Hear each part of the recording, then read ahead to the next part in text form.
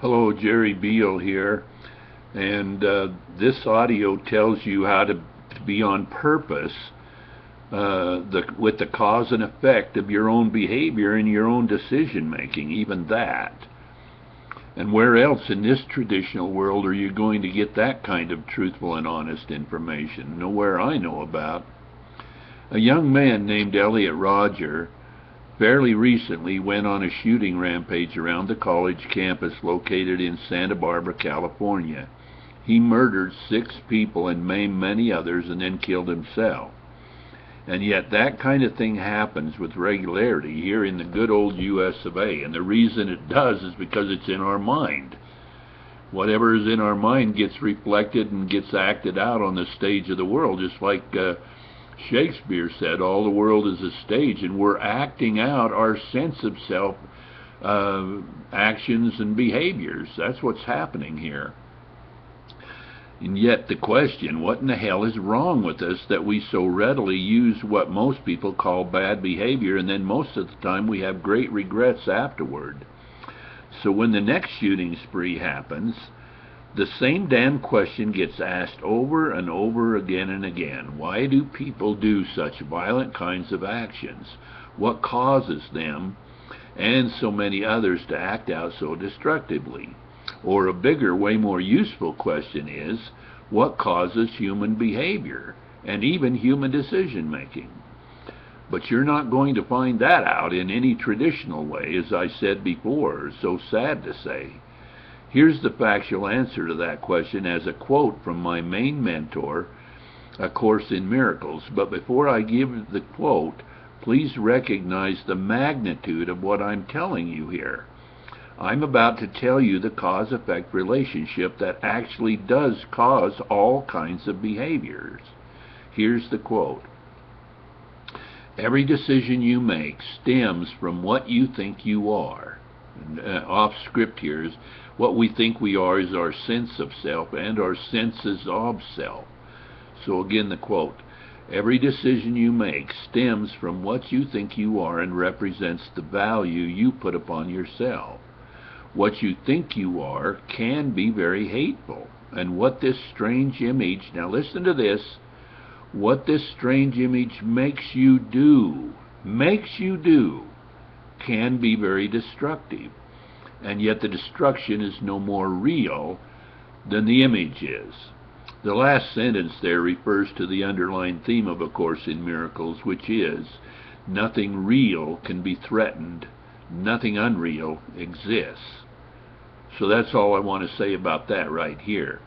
So disregarding that last sentence, in other words, your senses of selves, which are milling around in your mind and psyche, are alive in your mind. And by the way, we get our sense of self by what senses of selves, by what we're believing other people are believing about us. Did you get that? What we're believing, other people are believing about us, and that's what creates our senses of selves. It's a very stupid way to do it, but that's the way we're doing it anyway. And these are alive self-ideas in our mind. And our mind's job is to give us the experience of our own beliefs and interpretations about this, that, or anything at all, including giving us the experience of our sense of self beliefs. Jesus said it this way, as you believe, so shall it be done unto you. Or, as you believe about yourself, so shall your body-oriented sense of self behave accordingly.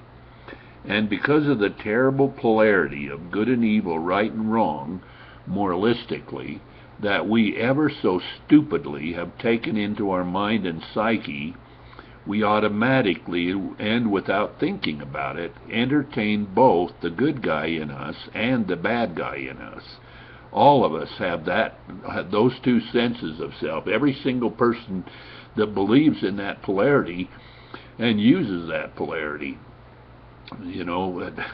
and those alive self-ideas use our body to do our sense of self bidding in this kind of a time-space world, certainly in a robotic kind of way.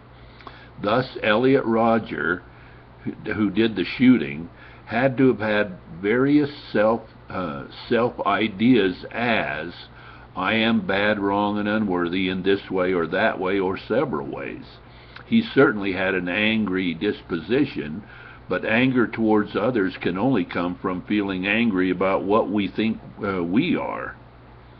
In his suicide note, he talked about how he had been victimized by certain people, but no one can believe that without also believing he or she is bad, wrong, and unworthy in various ways as well. And with that permission we give to our mind, we are made to act out various bad, wrong, and unworthy behaviors, and made to make bad, wrong, and unworthy decisions. It just forces us into it. Believe me, no one knows that better than I know it. Listen while I open up my sense of self-life, as few people would do. You know, this is incredibly embarrassing for me to do it, but I'm going to do it anyway. Listen while I open up my sense of self-life. And understand that you wouldn't do this. I'll bet you don't have the courage to tell the bad things that you've done in your life openly like I'm doing. Anyway, I'm saying, who would deliberately talk about sexual problems they have had? Almost no one would. But I have the reinforcing of the truth to back me up as I admit my past bad guy stuff here. My bad guy sense of self was specifically, I am, and then you got ... because I am, are creative words. I am bad, wrong, and unworthy in a sexually addictive way through indecent exposure. That was what was in my mind. And that alive sense of self idea ruined my life, as most people think of that kind of behavior. I don't think of that once I've learned what I've learned, I don't think I've ruined my life. In fact, quite to the contrary. But other people think I have a ruined life, and I can understand why they believe that, because they don't understand things like I do here. One time, so early in my life, and even as I was trying so much to stop what I was about to do, I just couldn't stop myself, even though I knew I would get caught doing it. And about midnight one night, and in a neighboring town, I took off all my clothes and walked clear around a small city block naked. At least a couple of people saw me doing it and called the police, which met me just about the time I got my clothes back on again. So I did get caught for it, and that incident got put in the local papers of both that town and my own hometown, my own town. What a horrible way to start my life out. At 16 years old, just barely 16 years old, to start out my life like that. You'd think that would shock me into stopping that behavior. That's the way we have it in our mind. Oh, it's so terrible that I will never do it again. Hell, we don't. And that's what prisoners say all the time. I'll never do this again, and then they go and do it anyway. I have another thing on that too, but I wasn't using cause and effect on purpose to stop it, and so I didn't stop it. For another time, when I was only 2 years older, I acted out again with indecent exposure, and that time I didn't even know I had acted out. I know that's hard to believe, but I promise you I don't have one single recollection of acting out that time. I had absolutely no recollections of doing it at all, even though I was thinking about what my bad guy wanted to do. It's my bad guy's sense of self that was wanting to do that and act out that way, but I thought I had resisted the temptation that time. And yet a couple of witnesses saw what I did and called the police. And the next day I got in trouble then as well, even when I was sure I hadn't done it. That's how damn powerful these bad, wrong, and unworthy sense of selves can be. It was mighty spooky for me to wonder about, and whether the same thing would happen again. Fortunately, it's never happened, and that was a long, long time ago.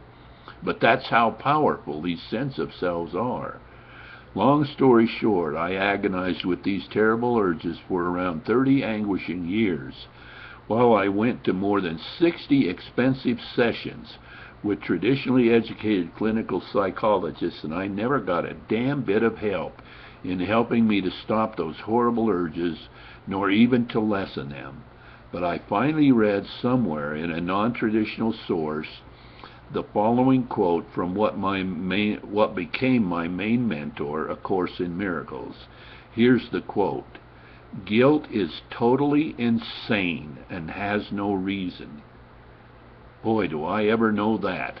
And the world so much needs to understand the mind mechanics of all that. Guilt is totally insane and has no reason.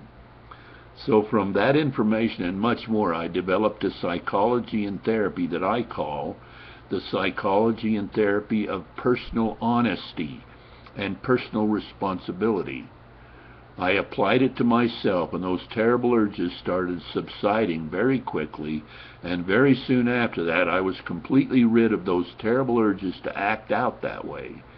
What a great relief that was for me after those 30 long years, and now I've been free of that sexual addiction for around 20 years, or maybe a little more than that. Mostly because of my main mentor, A Course in Miracles, and because I've been so passionately studying these very issues from that non-traditional source for the last 25 years, I can use facts and truth relative to cause and effect to explain how all this kind of bad behavior can be stemmed and even stopped completely.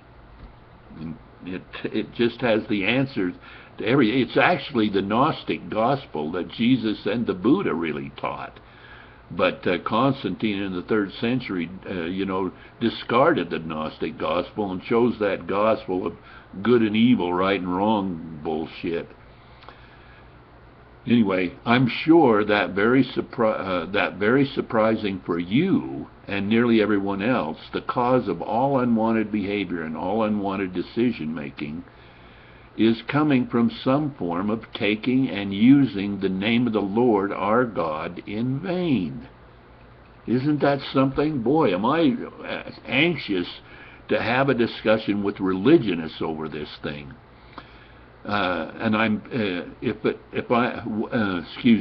Isn't that something if I'm factually and truthfully correct about what you just heard? So now you think I'm as crazy as a lunatic, but instead, I've been so passionately studying these very issues and for so long that I've put various truthful ideas together in my portion of the mass mind in a way that I can present to our human family, to where we can finally be on purpose with our behavior and even our decision-making. Yet, to keep this short, here's the actual cause of all of our unwanted behavior and all of our unwanted decision-making. We're taking the name of the Lord our God in vain and suffering for it mightily. As I said before, my bad guy sense of self was, I am. I am. Those are the two creative words. I am bad, wrong, and unworthy in a sexually addictive way through indecent exposure. It's a long title, but our mind knows what we think we are without us having to put it in words anyway. What most people don't realize is that the command, thou shalt not take the name of the Lord your God in vain, didn't mean that we're not supposed to say God damn it or God damn you. For God is certainly not God's name, folks. Hello, newsflash. Where in the hell have religionists been here? No, Yahweh.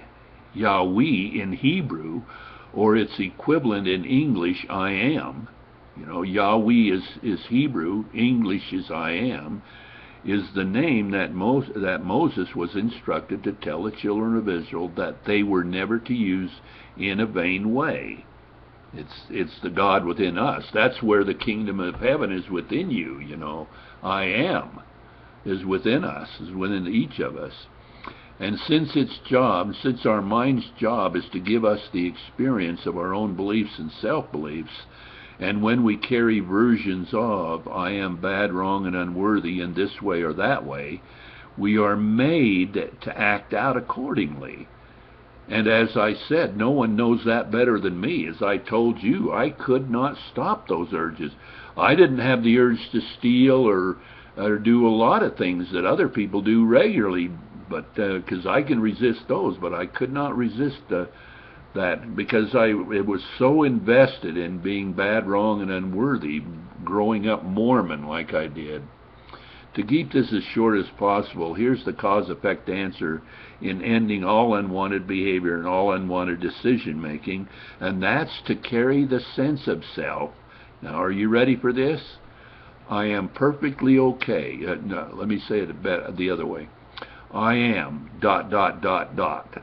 Keep that separate there, because those are the two creative words, where what follows those two creative words, our sense of self, is found projected into and expressing through when we use them in the personal context. You see, I am in the personal context are the creative words where what follows them, our sense of self, is found projected into and expressing through.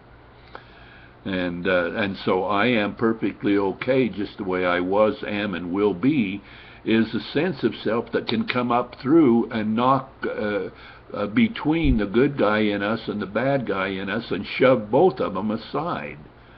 And that's a sense of self that doesn't involve the material world. You see, I am perfectly okay just the way I was, am, and will be, denies the world, in fact, the material world. Thus, we're not further attaching our sense of selves to the material world, which is what salvation is all about anyway. For we don't want to validate the good guy in us any more than we want to validate the bad guy in us. The good guy only brings up the bad guy as a reference, and both of those sense of selves cause more attachment to the material world, in which we need to end if we're ever to awaken and arise above all the mind messes we're going through now and will continue to go through in our next life. You know, if we don't stop it now, if we don't start carrying that sense of self now, we're going to have those mind messes and go through the same damn thing in the next time around. So that's the way we parent, as in communicating to our precious children and next generations. I like you and I love you just the way you were, are, and will be. What a wonderful way to parent. Of course, you say you need to behave within certain boundaries, but nobody knows what bad behavior is anyway, except when it has to do with the care and keeping of bodies. There's no facts or truth to validate what good behavior or bad behavior is, except we know that bad behavior exists when we're involved in the harming of bodies.